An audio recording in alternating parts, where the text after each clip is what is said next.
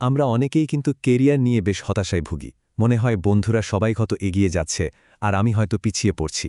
চলুন আজকে এই বিষয়টা একটু অন্যভাবে দেখা যাক। কারণ জানেন তো, সফলতা আসলে অনেকটাই একটা মাইন্ড গেম।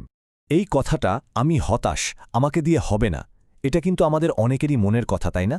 কেরিয়ারের শুরুতে বা হয়তো কোনো একটা বাধার সামনে এসে দাঁড়ালে এই অনুভূতিটা আসা খুবই স্বাভাবিক।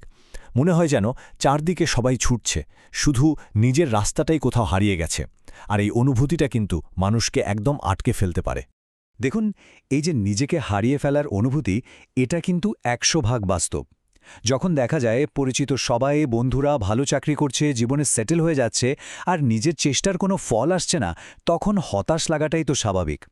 মনে হয় যেন একটা গোলক ধাঁধায় আটকে গেছি। বন্ধুদের সাফল্য দেখলে নিজের ভবিষ্যৎ নিয়ে একটা অনিশ্চয়তা তৈরি হয়। মনে প্রশ্ন আসে, এত যে খাটছি তারপরও কেন কিছু হচ্ছে না? আর তার উপর সমাজের একটা চাপ তো আছেই, তাড়াতাড়ি সফল হতে হবে। এই সব কিছু মিলেমিশে মনে একটা গভীর হতাশা তৈরি করে। কিন্তু প্রশ্ন হলো, এই হতাশাটাই কি শেষ কথা? এখানেই কিন্তু আসল খেলাটা শুরু হয়। দেখুন, বাইরের পরিস্থিতি কন্ট্রোল করার আগে আমাদের ভেতরের দৃষ্টিভঙ্গিটা বদলানো খুব জরুরি। কারণ জীবনের সবচেয়ে বড় যুদ্ধগুলো কিন্তু বাইরের কারো সাথে নয়, নিজের মনের সাথেই লড়তে হয়। সফলতা, সত্যি বলছি, এটা পুরোপুরি একটা মানসিক খেলা। এই স্লাইডের ছবি দুটো একবার দেখুন। বাঁদিকে একজন মানুষ বাসে যেতে যেতে ভাবছে, উফ, জীবনটা কি কঠিন। আর ডানদিকে ঠিক একই বাসে বসে আরেকজন ভাবছে, যাক, অন্তত যাওয়ার জন্য একটা বাস তো আছে। মজার ব্যাপার হলো, ৫ বছর পর যখন দুজনেরই গাড়ি হলো, তখনও কিন্তু তাদের মানসিকতা বদলায়নি। একজন অভিযোগ করছে গাড়িটা মাত্র ১৩০০ সিসির, আর অন্যজন কৃতজ্ঞ যে অবশেষে আমার একটা গাড়ি হলো। দেখুন, পরিস্থিতি কিন্তু একই, কিন্তু দৃষ্টিভঙ্গি সবকিছু কেমন বদলে দিচ্ছে। আর এই স্লাইডটা তো দারুণভাবে ব্যাপারটা বুঝিয়ে দিচ্ছে। ব্যর্থতাকে দেখার চোখটাও কিন্তু বদলে ফেলা যায়। ভারতের সাবেক রাষ্ট্রপতি ডক্টর এপিজে আব্দুল কালাম কি বলতেন জানেন? উনি বলতেন, ফেল মানে ফাইনাল বা শেষ নয়। ফেল মানে হল ফার্স্ট অ্যাটেম্পট ইন লার্নিং, অর্থাৎ শেখার প্রথম ধাপ।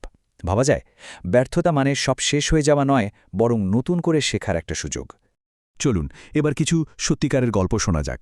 এমন কিছু মানুষের দিকে তাকাই যারা বড় ধরনের ব্যর্থতাকে নিজের শক্তিতে পরিণত করেছেন। বলিউড সুপারস্টার অক্ষয় কুমারের কথাই ধরুন না কেন। একটা সময় তিনি সাফল্যের চূড়ায় ছিলেন, কিন্তু তারপর এমন এক বিপর্যয় নেমে আসে যা তার কেরিয়ার প্রায় শেষই করে দিয়েছিল। ভাবুন একবার, একের পর এক হিট সিনেমা দিয়ে তিনি তারকা, দারুণ সময় যাচ্ছে, কিন্তু হঠাৎ করে পরপর ১৪টা সিনেমা ফ্লপ। তিনি প্রায় ভেঙেই পড়েছিলেন। ঠিক সেই মুহূর্তে তার মনে পড়ে যায়, তিনি যখন মুম্বাইতে প্রথম এসেছিলেন তখন তিনি একজন শেফ ছিলেন, তার কাছে কিছুই ছিল না। আর ওই উপলব্ধিটাই তাকে ঘুরে দাঁড়ানোর অবিশ্বাস্য শক্তি দিয়েছিল।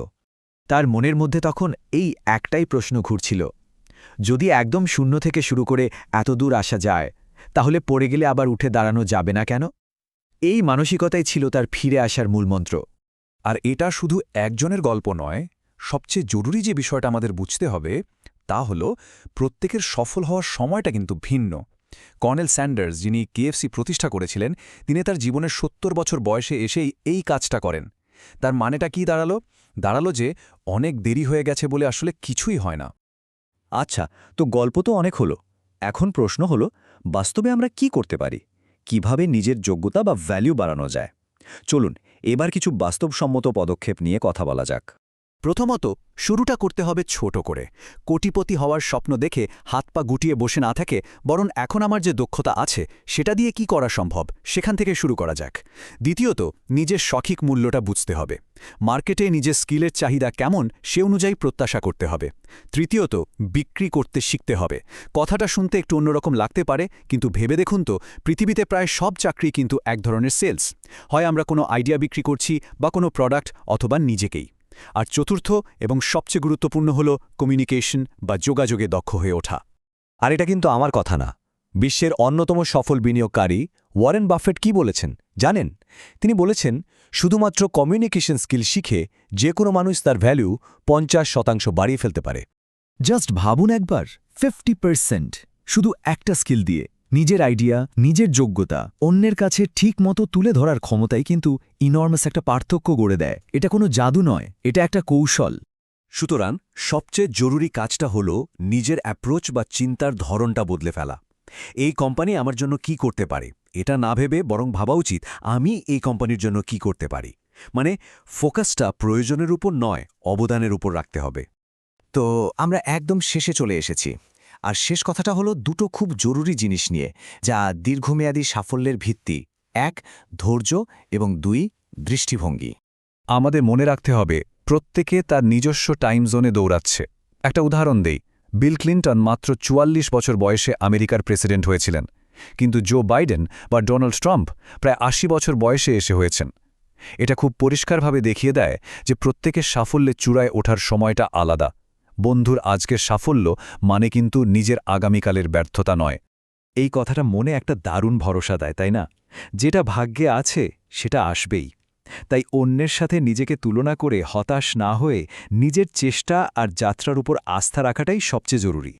আর সবশেষে এই প্রশ্নটা নিজেদের করা যাক, আমাদের মূল ফোকাসটা কি শুধুই কিছু অর্জনের ওপর, নাকি পুরো যাত্রাপথে আমরা কেমন মানুষ হয়ে উঠছি সেটার ওপর? কারণ দিন শেষে সাফল্য মানে শুধু কিছু অর্জন করা নয়, বরং এই যাত্রার মাধ্যমে একজন উন্নত মানুষ হিসেবে নিজেকে গড়ে তোলা।